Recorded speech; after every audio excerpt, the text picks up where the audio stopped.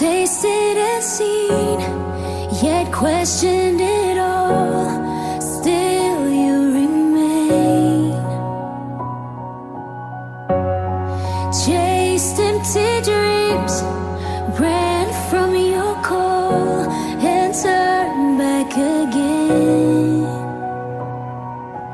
There's no other treasure on earth that amounts to your love, and I know, even if everything I know is taken away, I won't lose hope. I'll cling to the one who won't let go. Just give me Jesus, give me Jesus.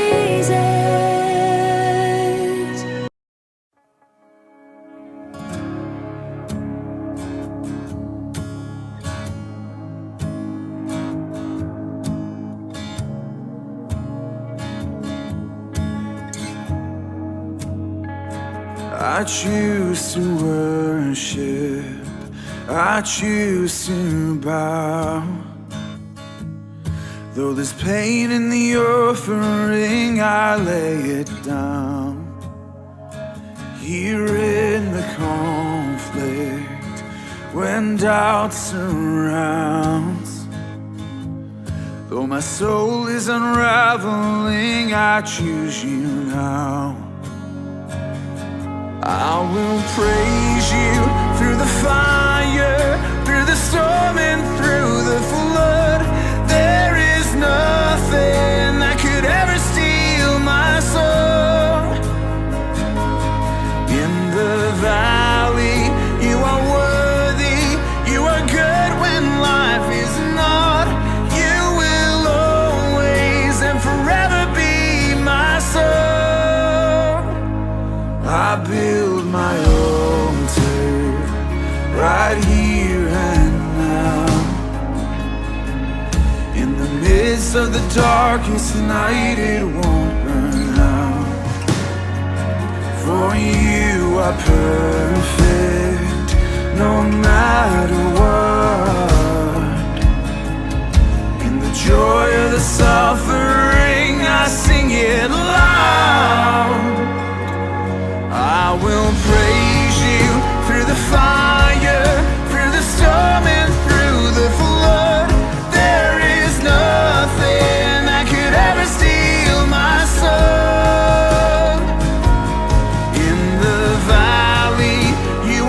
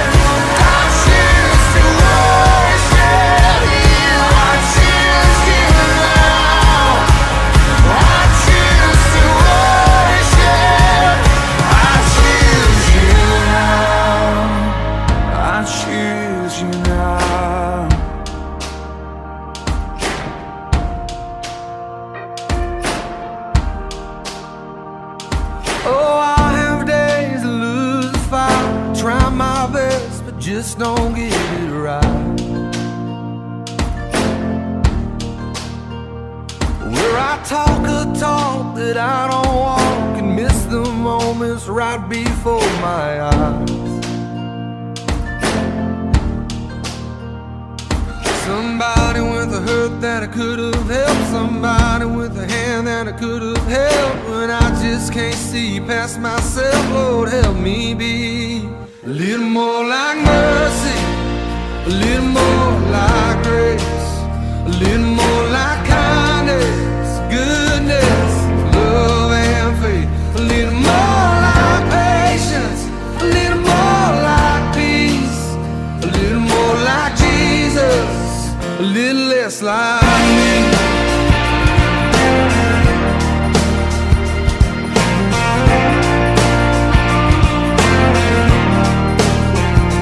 Yeah, there's no denying I have changed. I've been saved from who I used to be.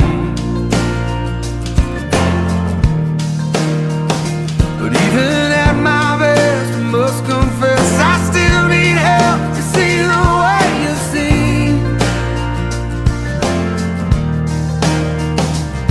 Somebody with a hurt that I could have helped, somebody with a hand that I could have held. When I just can't see past myself, Lord, help me be a little more like mercy, a little more like grace, a little more like kindness, goodness, love and faith, a little more like patience, a little more like peace, a little more like Jesus, a little less like me. Oh, I wanna feed the beggar on the street, love to be your hands and feet, freely give what I receive, Lord, help me be. I wanna put you first above all else, love my neighbor as myself, in the moments no one sees, Lord, help me be.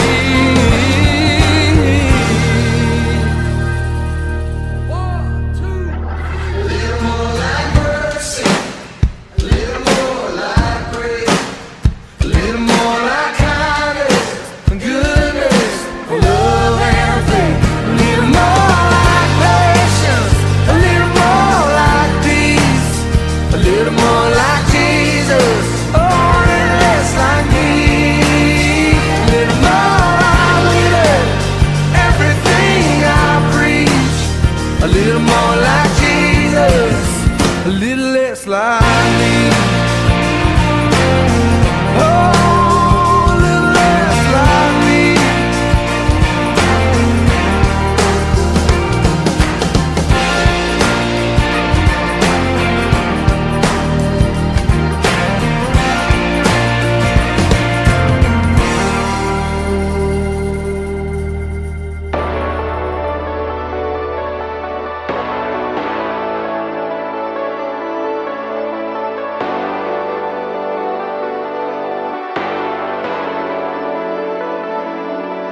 My praise is a weapon that breaks of oppression. My song is an anthem that moves all of heaven. If my God is for me, then who can be against me? If my God is for me, you are the giant slaying, mountain moving God. You are the great shaking, dead raising one. With a sling and a rock we can be stopped. With the blood of the Son we've overcome. You are the giant slaying, mountain moving God. My praise is a weapon that breaks off oppression.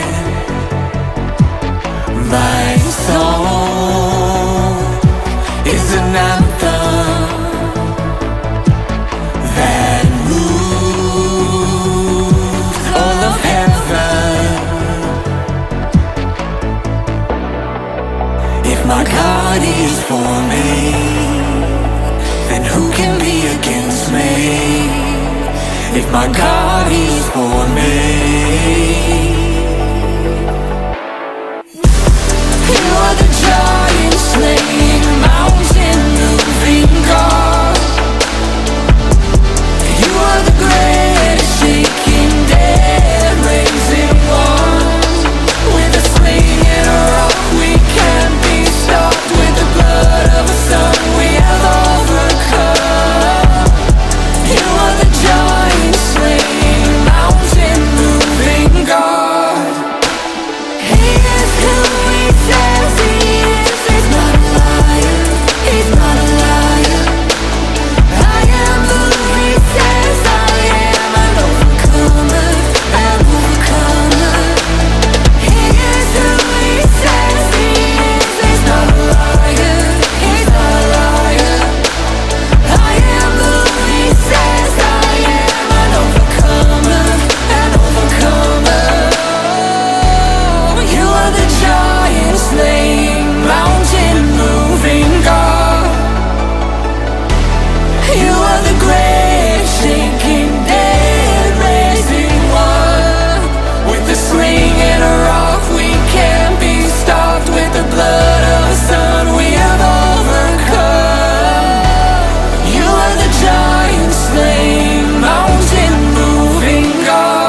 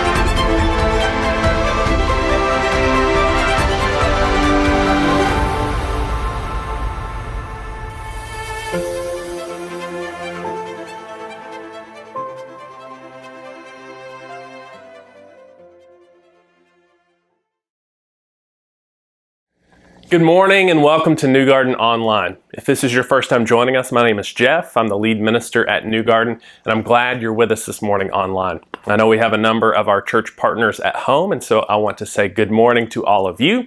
I know it is a unique time we're living in, and even though you're at home, I'm glad you're with us this morning. I hope things return to a place where we can all gather together in person soon without worry. Now, if you are joining us for the first time, I would like to invite you to be with us in person. We meet our gathering at DuPont Tyler Middle School in Hermitage every Sunday at 10 a.m. We meet in a school because we want to be in our community and for our community. Now, we also have a Tuesday night Bible study that we do on Zoom at 7 p.m. So if you'd like to join us for that, you can find that link at newgarden.church/chat. Today, we're in week 36 of a year-long journey through the Bible. To download the reading plan and other resources, we have a page dedicated to that on our website at newgarden.church/2021. Today, we will be in the book of Ezra Nehemiah. So if you want to grab your Bible and turn there, you will be ready to follow along. So let's get into it.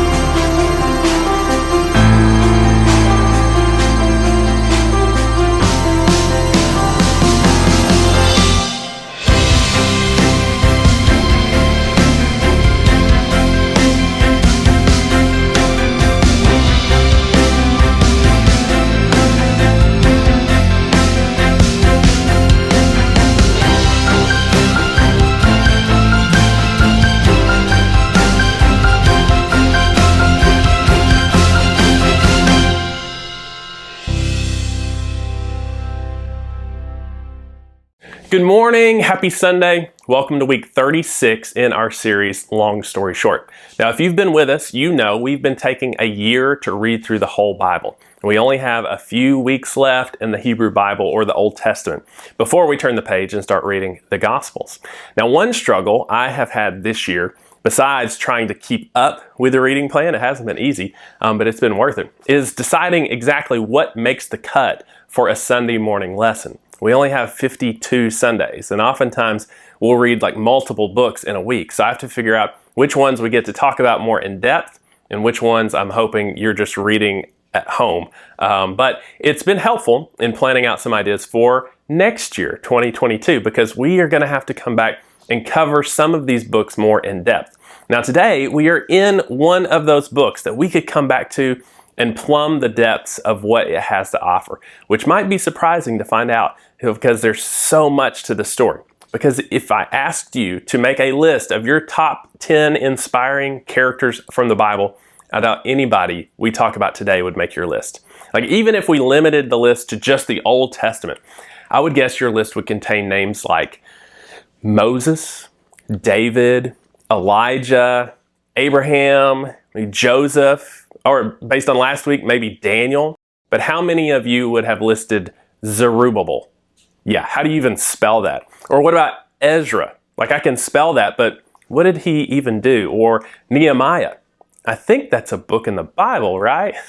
Well, despite not being in the top 10 of most of people's Old Testament heroes, these three guys actually do some amazing things, and their stories are found in the book of Ezra and Nehemiah. And I said book, singular. In our Bibles, they're divided into two books, but they tell one continuous story, and they were combined on one scroll for most of history. So today I'll try to say Ezra and Nehemiah to remind us of that fact. Now, if you want to get your Bibles out and turn there, it's easiest to start from the beginning and flip until you find the bigger books of like 1st and 2nd Kings, 1st and 2nd Chronicles, and then slow down because Ezra and Nehemiah is going to be the next book. Now, within Ezra and Nehemiah, you're going to read three main stories following the leadership of Zerubbabel, Ezra, and Nehemiah. And there are a bunch of details and different people and obstacles that they have to overcome, and it's easy to get lost. So before we dive in, I just want to give you 6 words that help tell the story of all 23 chapters. These words are return, rebuild, renew, reform, recommit, regress. Now, I could try and think of some more words, but I think these 6 will help remind us of the overall shape of the storyline, which 5 out of the 6 of these words make it sound like a great story. And if you read any books about Ezra or Nehemiah, they're often leadership type books, like in the self-help section or something, because they give like the characteristics of great leaders, or how to lead a revival, or develop a successful building project. But what most of these books fail to include is the actual ending of Ezra and Nehemiah.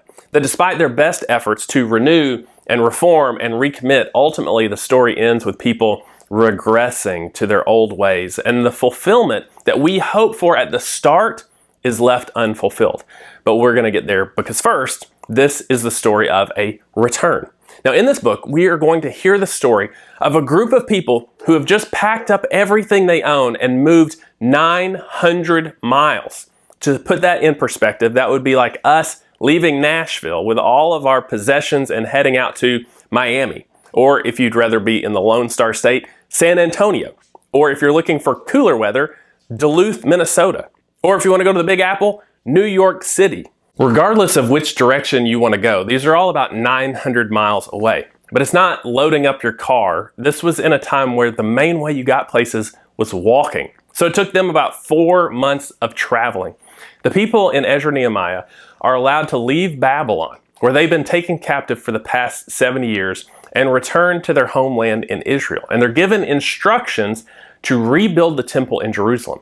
In fact, it's not just one group, but 3 different groups under 3 different leaders make this trip over the course of almost 100 years. So how did this trip get started? Well, that's where the books of Ezra and Nehemiah begin. Chapter 1. In the first year of Cyrus, king of Persia, in order to fulfill the word of Yahweh spoken by Jeremiah, Yahweh moved the heart of Cyrus, king of Persia, to make a proclamation throughout his realm and also to put it in writing. This is what Cyrus, king of Persia, says. And then you get this royal edict from King Cyrus. So it's pretty clear, right? No, not at all. Like, why are we talking about the king of Persia? Who is Cyrus? What did Jeremiah say that has anything to do with this? So many questions. It's easy to kind of read over this, but something is going on here that is trying to help us set the story we're about to read and put it into context. So it's like this. When I was in student ministry, every year at our fall retreat, we would do something called the web. On Saturday night, we would all get in a big circle, and I'd have a large ball of yarn that I would hand to the first person.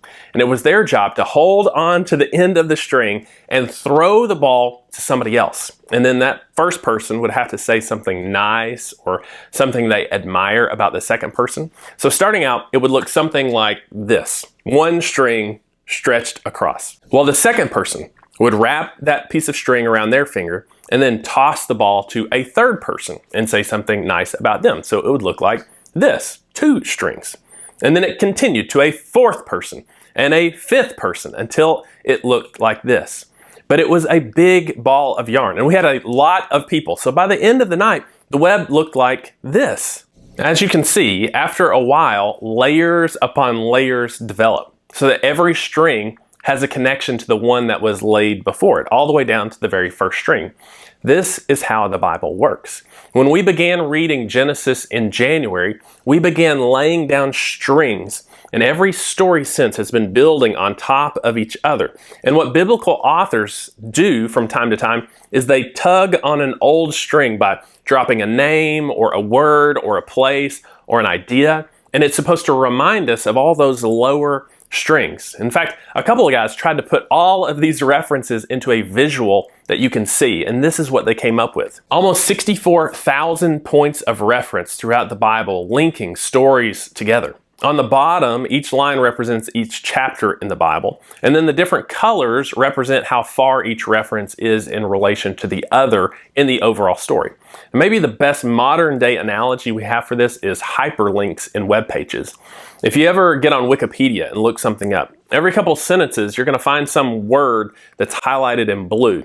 And if you click on that word, it's going to take you to another page about that one word. So you can click that word, go upload that info into your brain, and then come back to the original page and have a better understanding of what is going on.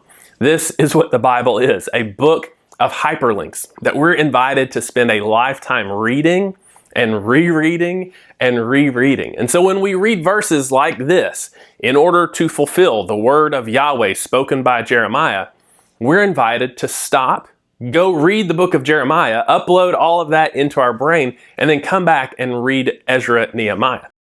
Now, we don't have time to read all of Jeremiah today, but I do want to point out a few things Jeremiah said that will help prepare us for what we're about to read. Jeremiah 25. But when the 70 years are fulfilled, I will punish the king of Babylon and his nation, the land of the Babylonians, for their guilt, declares Yahweh, and will make it desolate forever. And the more famous verses from Jeremiah 29, this is what Yahweh says. When 70 years are completed for Babylon, I will come to you and fulfill my good promise to bring you back to this place. For I know the plans I have for you, declares Yahweh. Plans to prosper you and not to harm you. Plans to give you a hope and a future. Then you will call on me and come and pray to me, and I will listen to you. You will seek me and find me when you seek me with all your heart. I will be found by you, declares Yahweh, and will bring you back from captivity. I will gather you from all the nations and places where I have banished you, declares Yahweh, and I will bring you back to the place from which I carried you into exile. Like, we often see these words cross-stitched on a pillow, and they make us feel good about our own lives. But originally, they were written for God's people to prepare them for 70 years of exile. They're going to be kicked out of their home, but God has a plan for them to return. And the people were given inside information on who God was going to use to accomplish this. The prophet Isaiah spoke about it in chapter 45. This is what Yahweh says, the Holy One of Israel and its Maker, concerning things to come. I will raise up Cyrus in my righteousness. I will make all his ways straight. He will rebuild my city and set my exiles free, but not for a price or reward, says Yahweh Almighty. So Babylon was a powerful kingdom for about 100 years. They're the ones under King Nebuchadnezzar who captures Jerusalem in 597 BC and deports its inhabitants, and then finally comes back and destroys Jerusalem in 586 BC.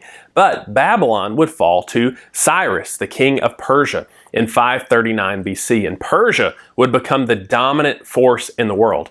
But instead of capturing people and bringing them back to Persia, like King Nebuchadnezzar did for Babylon, Cyrus had a different mode of management. He lets people return to their homes, reestablish business, and then pay homage to him, both in money, but also in having them pray to their gods on his behalf. And so he decrees an edict in Ezra chapter 1. This is what Cyrus, king of Persia, says. Yahweh, the God of heaven, has given me all the kingdoms of the earth, and he has appointed me to build a temple for him at Jerusalem in Judah. Any of his people among you may go up to Jerusalem in Judah and build the temple of Yahweh, the God of Israel, the God who is in Jerusalem, and may their God be with them. And in any locality where survivors may now be living, the people are to provide them with silver and gold, with goods and livestock, and with freewill offerings for the temple of God in Jerusalem. So things are looking good for the Israelite people. Now, God had warned them about the exile, but he had promised that one day he was going to deliver them home. And by the looks of things, that's exactly what was happening. So we've got the promises of God loaded into our brain, and now we're reading about those promises coming true. But more is going on under the surface, because this comeback is being framed as a second Exodus event, a new Exodus. This is the rebirth of Israel on the other side of exile. Perhaps the most pivotal event in all of Israelite history is their deliverance and subsequent exodus out of Egypt. This is when Yahweh revealed himself to them in miraculous ways, and they made a commitment to the Torah and to being followers of Yahweh. And Ezra records this trip out of Babylon in striking similarity. Listen to this. Then the family heads of Judah and Benjamin, and the priests and Levites, everyone whose heart God had moved, prepared to go up and build the house of Yahweh in Jerusalem. All their neighbors assisted them with articles of silver and gold, with goods and livestock, and with valuable gifts, in addition to all the freewill offerings. So as they're leaving, all of their Babylonian neighbors are just giving them gold and silver and livestock and goods. Can you think of another story where God's people are leaving captivity and the people of that nation are freely giving them items for their trip? Oh yeah, the Exodus. Read this in Exodus 12. The Israelites did as Moses instructed and asked the Egyptians for articles of silver and gold and for clothing. Yahweh had made the Egyptians favorably disposed toward the people, and they gave them what they asked for. So they plundered the Egyptians. So you've got that connection, but the connections continue, because in the Exodus story, when they begin to build the tabernacle, Moses, he takes up a contribution from those who are willing to give. Then the whole Israelite community withdrew from Moses' presence, and everyone who was willing and whose heart moved them came and brought an offering to Yahweh for the work on the tent of meeting, for all its services, and for the sacred garments. And then you read in Ezra chapter 2, when they make it back to Jerusalem and they're beginning the process of rebuilding the temple, people who are willing give offerings. When they arrived at the house of Yahweh in Jerusalem, some of the heads of the families gave free will offerings toward the rebuilding of the house of God on its site. According to their ability, they gave. And then the climax of the Exodus story happens around the table in chapters 12 and 13, where people celebrate for the first time a Passover meal, commemorating their deliverance through God's power. And what is the climax to the return and rebuilding of the temple in Ezra chapter 6? On the 14th day of the first month, the exiles celebrated the Passover. The priests and Levites had purified themselves and were all ceremonially clean. The Levites slaughtered the Passover lamb for all the exiles, for their relatives, the priests, and for themselves. So the Israelites who had returned from the exile ate it, together with all who had separated themselves from the unclean practices of their Gentile neighbors in order to seek Yahweh, the God of Israel. For 7 days, they celebrated with joy the festival of unleavened bread, because Yahweh had filled them with joy by changing the attitude of the king of Assyria, so that he assisted them in the work on the house of God, the God of Israel. Now at this point, maybe we're thinking, this is great. Part of the to-do list was return, check. They're back in the land. They're supposed to rebuild, and they get to work immediately. They rebuild the altar so they can reinstate their rhythms of worship and sacrifice. Check. So what goes wrong? Well, Ezra Nehemiah tells 3 different stories of 3 different leaders: Zerubbabel, Ezra, and Nehemiah. But all 3 stories follow the same pattern. God providentially leads a Persian king to allow the Israelites to return and rebuild. Then the returned Israelites face some sort of opposition. That opposition is overcome, but ultimately an anticlimactic resolution happens. Now, we can't go through all 3 of the cycles today, so we'll just take the first one, the case of Zerubbabel.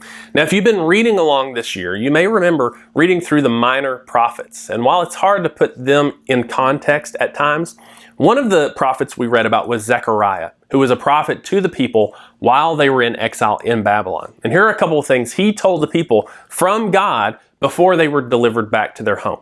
Shout and be glad, daughter Zion, for I am coming and I will live among you, declares Yahweh. Many nations will be joined with Yahweh in that day and will become my people. I will live among you, and you will know that Yahweh Almighty has sent me to you. Yahweh will inherit Judah as his portion in the Holy Land and will again choose Jerusalem. Be still before Yahweh, all mankind, because he has roused himself from his holy dwelling. And then in chapter 8, this is what Yahweh Almighty says: many peoples and the inhabitants of many cities will yet come, and the inhabitants of one city will go to another and say, let us go at once to entreat Yahweh and seek Yahweh Almighty. I myself am going, and many peoples and powerful nations will come to Jerusalem to seek Yahweh Almighty and to entreat him. This is what Yahweh Almighty says: in those days, 10 people from all languages and nations will take firm hold of one Jew by the hem of his robe and say, let us go with you, because we have heard that God is with you. So we have the promises of a return from Jeremiah and Isaiah, and now Zechariah expands the picture and says one day, it's not just going to be the Jews worshiping Yahweh, but people from all of these outside nations are going to come knocking on the door, wanting to be a part of this worship to Yahweh. And wouldn't you know, in Ezra chapter 4, we find a story that reflects this. When the enemies of Judah and Benjamin heard that the exiles were building a temple for Yahweh, the God of Israel, they came to Zerubbabel and to the heads of the families and said, let us help you build, because like you, we seek your God and have been sacrificing to him since the time of Esarhaddon, king of Assyria, who brought us here. All right, so some more hyperlinks we could go into, but just want to see, the nations are coming. What's going to happen? How does Zerubbabel respond? But Zerubbabel, Joshua, and the rest of the heads of the families of Israel answered, you have no part with us in building a temple to our God. We alone will build it for Yahweh, the God of Israel, as King Cyrus, the king of Persia, commanded us. And so we sit here and wonder, did he make the right choice? Nations are coming to be a part of Yahweh's family, but he shuts the door in an attempt to isolate the people in order to maintain faithfulness in a hostile environment. But it appears his decision backfired when it generates this unnecessary tension with the surrounding culture, and the people he said no to are the ones who start causing them trouble with the king. It's a tough act balancing faithful holiness and open doors. And right before this, when they finish building the foundations of the temple, there's a mixed reaction. Some people are shouting for joy. Others are weeping because they remember the original temple. And we're left less excited than when we started. We started prepared for return, prepared to see all of God's promises come true, prepared to see everything rebuilt, nations flooding to the temple to join arms with the Jews in worship to Yahweh. And we end the first cycle with a mix of tears and shouts. Some order restored, but also nations turned away. And so what does this have to do with us? Let's just make 3 quick observations. The first is this: we can trust that God has a plan. He spoke through Jeremiah that he had a plan for his people. He spoke through Isaiah and gave specific details of how he planned to accomplish his plan. And he kept those promises. But we see that the fulfillment of God's purposes are complicated by the limitations of human selfishness and failure. It's like God says, we can do this the easy way, or we can do this the hard way. It reminds me of what Moses said in Deuteronomy. This day I call the heavens and the earth as witnesses against you, that I have set before you life and death, blessings and curses. Now choose life, so that you and your children may live, and that you may love Yahweh your God, listen to his voice, and hold fast to him. For Yahweh is your life, and he will give you many years in the land he swore to give to your fathers, Abraham, Isaac, and Jacob. God has a plan to give us life. We can trust that. But that plan can be interrupted by our own or other people's self-centered choices. Interrupted, perhaps delayed, but God's plan ultimately will not be denied, and we can trust in that. The second observation is we need times of rededication and renewal. Now, there's one animal in the Bible that we are continually described as sheep. Specifically sheep that easily wander off. But you don't even need to wander off to lose focus of the shepherd. Maybe you're in the pen, but you haven't paid attention to the voice of the shepherd lately. Now, there are natural seasons in our lives that call us to renewal. New Year's resolutions, a return after months in quarantine, searching for living water after a season of drought in our spiritual lives. We all face times to renew our call. And the first thing the people do when they return to the land is they set up the altar, and they can restart their rhythms of gathering and worship. And in order to rebuild their identity, they reestablish lifestyle patterns. For us, it reminds us of the importance of the patterns in our life. Gathering with the church, reading God's word, spending time in prayer. And while all those things we know we should be doing, we shouldn't see them as a burden, but as a blessing. It's a way to renew ourselves on a daily basis. But we learn that even when the people do all the patterns right, it's not enough. We need the third and most important detail, which is we won't experience true reform without God's help. The story has layered promises of a covenant relationship with God. Jeremiah describing a return to the land and a rebuilding of the temple. But it's not only the external elements, it's an inward change of heart. Jeremiah 31, this is the covenant I will make with the people of Israel after that time, declares Yahweh. I will put my law in their minds and write it on their hearts. I will be their God and they will be my people. No longer will they teach their neighbor or say to one another, know Yahweh, because they will all know me, from the least of them to the greatest, declares Yahweh. For I will forgive their wickedness and will remember their sins no more. Ezekiel also speaks to this in chapter 36. I will give you a new heart and put a new spirit in you. I will remove from you your heart of stone and give you a heart of flesh. And I will put my spirit in you and move you to follow my decrees and be careful to keep my laws. Then you will live in the land I gave your ancestors. You will be my people and I will be your God. We can trust God has a plan. And we can continue the process of rebuilding and reinforcing our identity in God through the rhythms and patterns He has established. But it's not just about doing and acting. It's about being changed from within. And this is only by God doing something within us, giving us a new heart through His Spirit. This is the story of the Bible. And this is our story. This is why we read stories like those in Ezra, Nehemiah. It's just another deliverance story. Think about what it means for these books to say that the exiles journeying back on the road to Jerusalem is just a reenactment of the people marching out of Egypt and into the Promised Land. It gets you thinking how the prophets of the Bible think, which is in these patterns of history. And I am supposed to see my life as yet another chapter of the reenactment of the biblical drama. And so when God does what he does in the world, that usually involves confronting injustice and evil and freeing his people. And so it's inviting the exiles to see themselves as a new chapter in the biblical story. And it all culminates in the rebuilding of the temple and the celebration of Passover, which is what followers of Jesus do every time we gather. And we break the bread and we take the cup. We are saying that with these symbols, we are a part of this drama, that we ourselves are a part of the new Exodus people, a new Exodus story. But it's not Moses leading us through the waters to escape the powers of Egypt. It's Jesus leading us through the waters because he has defeated the powers of sin and death. So I don't know where you are as we go to the table. Maybe it's a time to recommit to the ways of Jesus. Maybe it's a time you need to pause and listen to the voice of the shepherd. Maybe you've never accepted this new heart that God is offering through his Spirit, but I hope today we can see ourselves as a new Exodus people, commemorating the powerful works of deliverance that are ours in Jesus. Let's go to the table. Before I was created, you knew my name.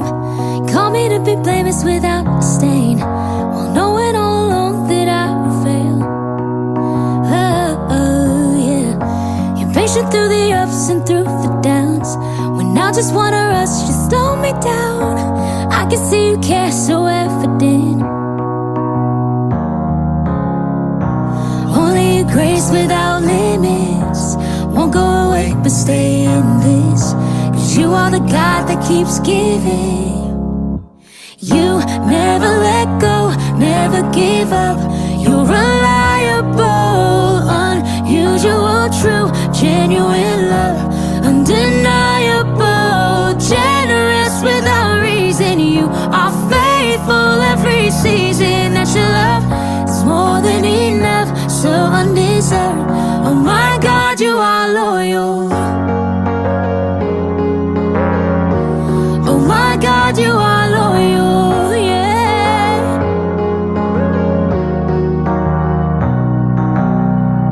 I used to be a fool and played the games. You pulled me close when I used to drift away. No more in between that can separate, yeah. Only your grace without limits won't go away but stay in this. 'Cause you are the God that keeps giving.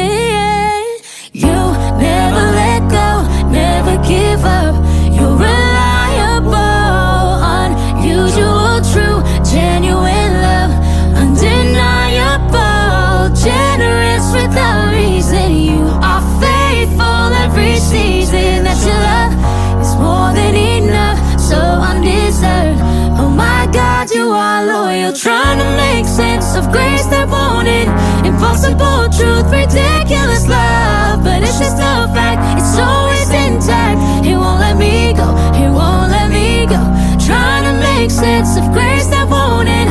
Impossible truth, ridiculous love, but it's just a fact, it's always intact. It won't let me go, it won't let me go.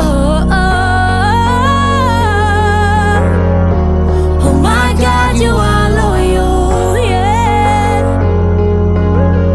Thanks for being online with us this morning. I want to remind you one other resource you have at home is our online meeting on Tuesday nights at 7 p.m. on Zoom.